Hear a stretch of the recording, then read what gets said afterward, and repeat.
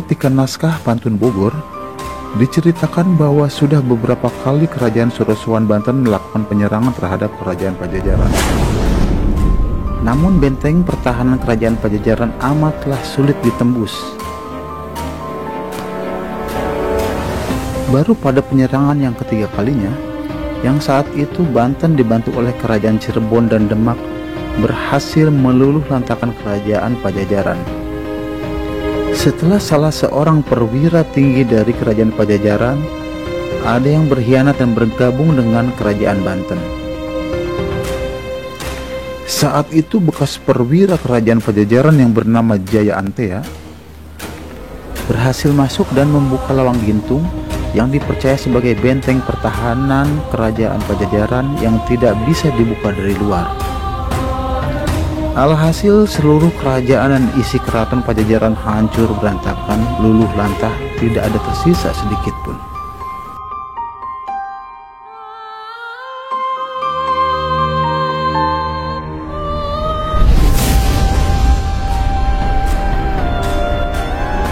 Setelah berhasil masuk ke dalam, pasukan kerajaan Banten yang dibantu oleh Cirebon dan Demak, mereka memburu dan mengejar seluruh sisa pasukan Pajajaran dan membumi hanguskan seluruh isi keraton yang ada.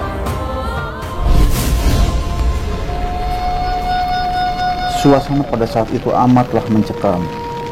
Suara jerit tangis anak kecil dan wanita-wanita yang mencari suaminya, yang bercampur baur dengan gemuruh suara angin yang menggelegar, seakan mengiringi kehancuran Pajajaran. Pada waktu itu, langit Pajajaran menjadi merah darah. Karena dirasa tidak mampu untuk membendung serangan dari musuh.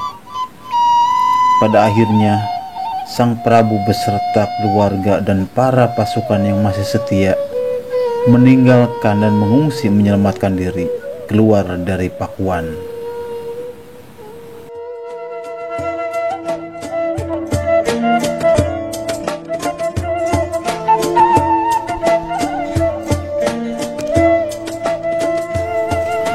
Di tengah perjalanan pelariannya, Sri Baduga Maharaja Prabu Siliwangi sempat berhenti. Pada saat itu Sang Prabu memberikan kebebasan sepenuhnya kepada rakyatnya untuk memilih apa yang diinginkannya dalam hidupnya. Di sini pula Sang Prabu memberikan pesan-pesan yang berbentuk amanah yang di kemudian hari disebut dengan Wangsit Siliwangi. Dan akhirnya kelompok pasukan itu pun terpecah menjadi 4 rombongan.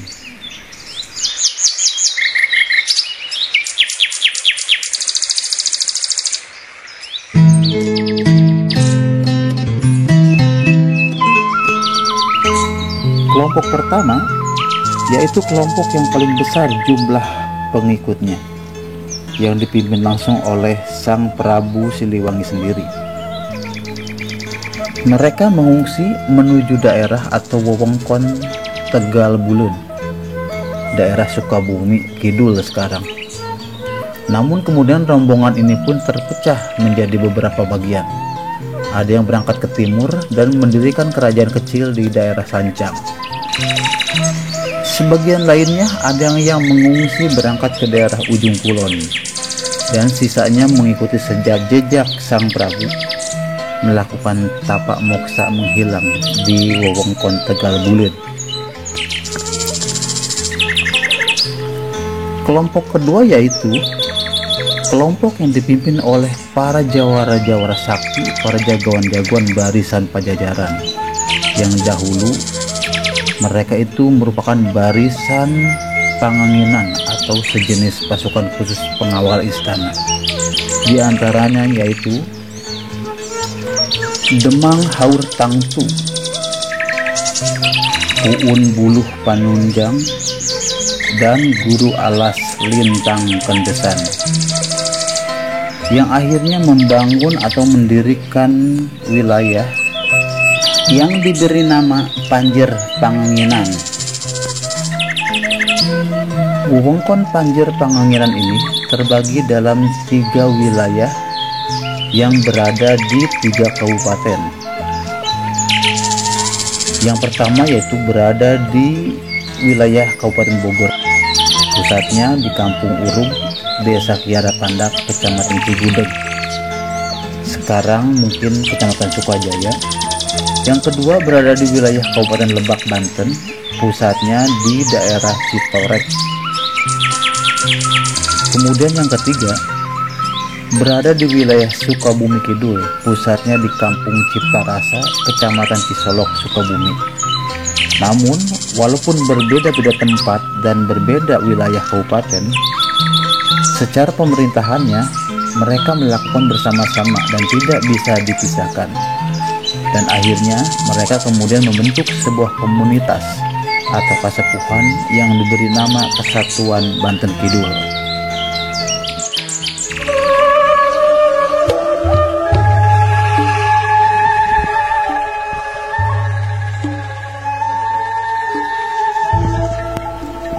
Selanjutnya kelompok yang ketiga. Kelompok ini dipimpin langsung oleh putra mahkota dari Kerajaan Pajajaran, yaitu Prabu Anem Hiwaraja Rahyang Santang Cakrabuana. Kelompok ini mengungsi ke arah barat atau ke daerah Kulon, yang sekarang diperkirakan berada dalam daerah suku adat Baduy. Dan keturunan ini dipercaya sebagai turun-temurun menjadi masyarakat dan puun di wilayah masyarakat Tangtu Parahyang yang berpusat di Kampung Cibeo, Desa Kanekes, Kecamatan Lewi Damar, Kabupaten Lebak, Banten. Dan kelompok ketiga inilah yang masih memegang teguh akan sumpah dan memegang teguh akan adat budaya leluhur mereka, dengan tidak mengikuti perkembangan zaman modern, selalu menutup diri dengan sumpah-sumpahnya yang dipegang langsung dari Prabu Siliwangi.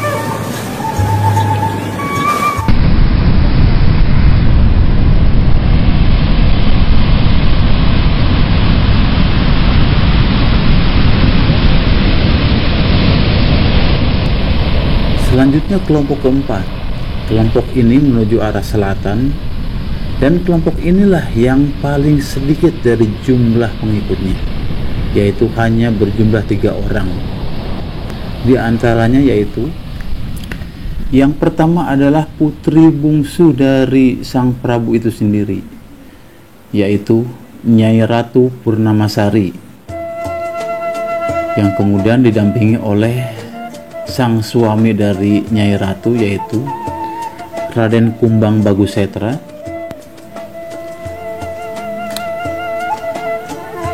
Dan yang ketiga yaitu seorang pengawal Puragabaya, sejenis pasukan pengawal khusus di istana yang bernama Rakean Kalang Sunda. Pada saat itu Nyai Ratu Purnamasari dalam keadaan hamil muda ketika rombongan dikejar-kejar oleh pasukan dari Banten, sehingga tiba di suatu tempat terjadilah pertempuran yang mengakibatkan Raden Bambang Bagusetra gugur dalam pertempuran itu. Perjalanan pun dilanjutkan hanya dengan 2 orang, antara Raken Kalang Sunda dan Nyai Ratu Purnamasari. Sampailah mereka berdua di suatu tempat yang diberi nama Bagbagan, yang kemudian masyarakat sekitar mempercayakan tugas kepuunan kepada Nyai Ratu Purnamasari. Dan akhirnya Nyai Ratu pun melahirkan seorang putri yang amat cantik yang diberi nama Nyai Mayang Sagara. Dan dari Nyai Mayang Sagara inilah kemudian membentuk sebuah kota yang diberi nama Pelabuhan Ratu sampai sekarang. Masyarakat sekitar mempercayai bahwa putri dan cucu dari Prabu Kerajaan Pajajaran itu, Ngahyang Moksa, bertapa di daerah pantai selatan. Mereka juga percaya bahwa mereka berdualah yang menguasai wilayah pantai selatan.